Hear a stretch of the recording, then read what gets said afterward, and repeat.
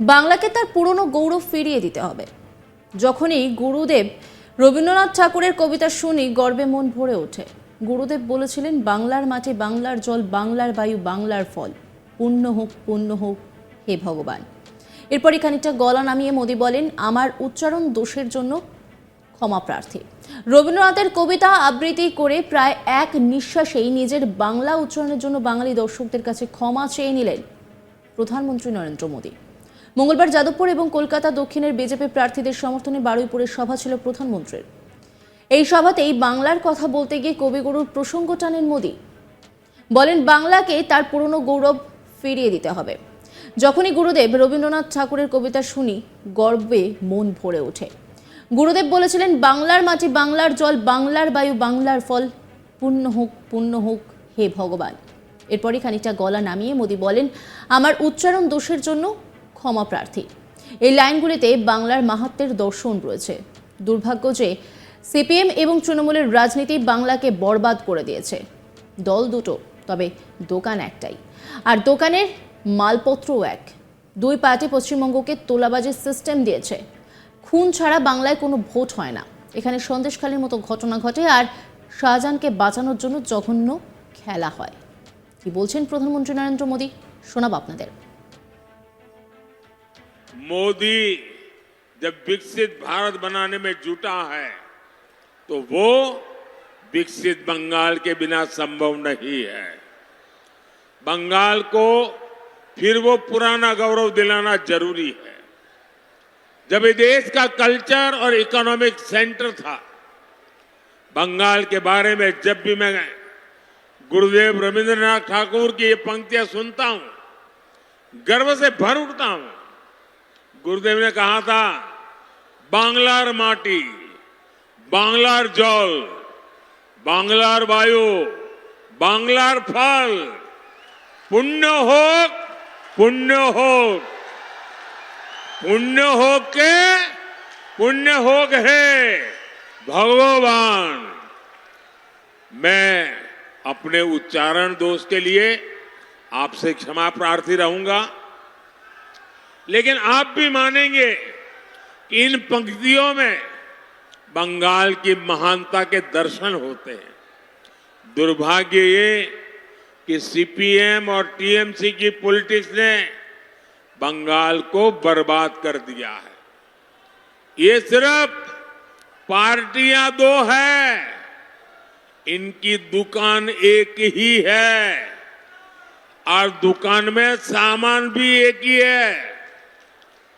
TMC और left INDI alliance में है। टीएमसी और लेफ्ट दोनों वोट बैंक अपीजमेंट की पॉलिटिक्स करते हैं। इन दोनों पार्टियों ने पश्चिम बंगाल को करप्ट सिस्टम दिया, तोलाबाजों का सिस्टम दिया, और सबसे बड़ी बात, ये दोनों पार्टियां एंटी डेमोक्रेसी है। पंचायत हो, विधानसभा हो, लोकसभा हो, कोई भी इलेक्शन बंगाल में बिना खून खराबे के पूरा नहीं होता। यहां गणतंत्र बचाने के लिए पहरा देना पड़ता है। यहां मानवता की सेवा करने वाले संतों ने अपनी आवाज उठाई तो उनका जीना मुश्किल कर दिया। उनको गालियां देने आने लगी, उन पर हमले होने लगे। ये टीएमसी का टेरर मॉडल है, और अब ये देश के सामने एक्सपोज हो रहा है। साथियों, यहां संदेशखाली जैसी शर्मनाक वारदातें आम है, जहां पहले बहनों बेटियों के साथ अत्याचार किया जाता है, और फिर शाहजहां शेख जैसे पापियों को बचाने के लिए गंदे खेल खेले जाते हैं। जो टीएमसी सरकार लॉ एंड ऑर्डर जैसा बेसिक काम नहीं कर सकती, उसे सजा देना जरूरी है। टीएमसी की पॉलिटिक्स रक्ता कटो पॉलिटिक्स है। टीएमसी करप्ट इकोसिस्टम को आगे बढ़ाती है। टीएमसी की सारी पॉलिटिक्स वोट बैंक के लिए है। इसका ताजा उदाहरण हमने कुछ दिन पहले ही देखा है। साथियों, टीएमसी ने पहले असंवैधानिक तरीके से 77 मुस्लिम जातियों को ओबीसी घोषित कर दिया था। लेकिन अब जब हाईकोर्ट का फैसला आ गया तो इनके लिए कराए पर पानी फिर गया। अब हाईकोर्ट का फैसला तो इन्हें मानना ही पड़ेगा। इनकी साजिश पर ब्रेक लग गया है। 2021 সালের রাজ্য বিধানসভা ভোটের আগে বহু বক্তৃতায় মোদির কণ্ঠে উঠে এসেছিল রবি ঠাকুরের প্রসঙ্গ। সেই সময় বিশ্বভারতীর শতবর্ষ উদযাপন হোক কিংবা মন কি বাত, সর্বত্রই কবিগুরুর প্রসঙ্গ উত্থাপন করতেন মোদি। শুধু কি তাই, সেই সময় মোদির দাড়ি বেশভূষা নিয়েও আলোচিত হয়েছিল। রবি ঠাকুরের বিভিন্ন গান, কবিতার লাইন যেভাবে উচ্চারণ করতেন একজন অবাঙালি প্রধানমন্ত্রী, তা নিয়ে বিভিন্ন মহলে সমালোচনাও হয়েছিল। এমনকি মোদির বাংলা উচ্চারণ নিয়ে কটাক্ষ করতে পিছু পা হয়নি জোড়াফুল শিবির।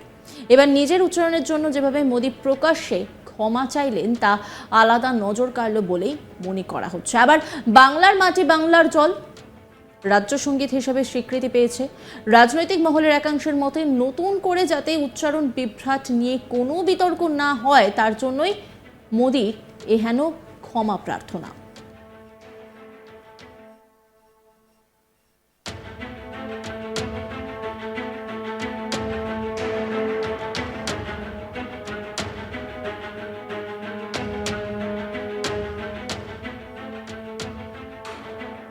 বাংলাকে তার পুরনো গৌরব ফিরিয়ে দিতে হবে। যখনই গুরুদেব রবীন্দ্রনাথ ঠাকুরের কবিতা শুনি গর্বে মন ভরে ওঠে। গুরুদেব বলেছিলেন, বাংলার মাটি বাংলার জল বাংলার বায়ু বাংলার ফল, পুণ্য হোক হে ভগবান। এরপরে খানিকটা গলা নামিয়ে মোদি বলেন, আমার উচ্চারণ দোষের জন্য ক্ষমা প্রার্থী। রবীন্দ্রনাথের কবিতা আবৃত্তি করে প্রায় এক নিঃশ্বাসেই নিজের বাংলা উচ্চারণের জন্য বাঙালি দর্শকদের কাছে ক্ষমা চেয়ে নিলেন প্রধানমন্ত্রী নরেন্দ্র মোদী। মঙ্গলবার যাদবপুর এবং কলকাতার দক্ষিণের বিজেপি প্রার্থীদের সমর্থনে বারুইপুরের সভা ছিল তার। সেই সভাতেই বাংলার কথা বলতে গিয়ে কবিগুরুর প্রসঙ্গ টানেন মোদী। বলেন, বাংলাকে তার পুরনো গৌরব ফিরিয়ে দিতে হবে। যখনই গুরুদেব রবীন্দ্রনাথ ঠাকুরের কবিতা শুনি গর্বে মন ভরে ওঠে। নজর রাখুন আজ তাক বাংলার ইউটিউব স্ট্রিমিংয়ে।